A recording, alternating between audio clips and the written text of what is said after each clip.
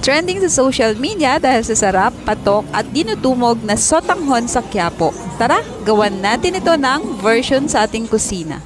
So dito sa aking kawali, naglagay lang ako ng 2 tablespoon of oil at inad na itong bawang para ma-fry hanggang sa maging golden brown ang color niya at maging crispy, no? Next, set aside ko muna ito dahil gagarnish natin ito mamaya kapag naluto na ang pinaka main dish natin.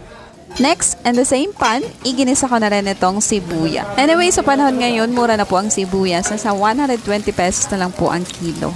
Ayan, once na slightly brown ang sibuyas, inad ko na rin ang chicken. So, kapag gusto niyo ng mas maraming sahog na chicken, pwede naman po kayo magdagdag. So, iginisa ko lang to over high heat hanggang sa lumabas ang fats ng manok. May ilalabas pa bang fats ito? Next, nagad ako ng 1 tablespoon of light soy sauce. Kung wala naman, kahit anong soy sauce ang available sa kusina nyo, 1 tablespoon of oyster sauce para magkaroon na kaagad ng lasa.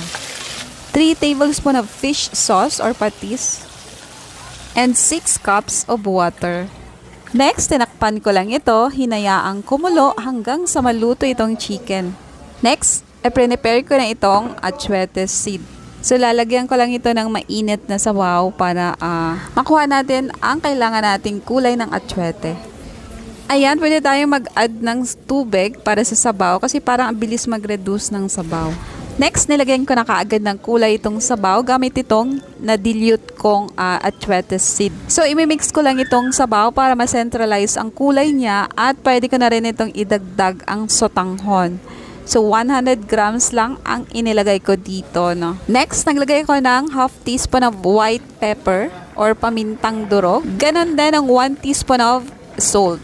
Pagkatapos ko siyang timplahin, inilagay ko na rin itong carrots. Hinayaan ko lang kumulo ng konti, siguro mga at least 1 minute at idinagdag ko na rin itong repolyo.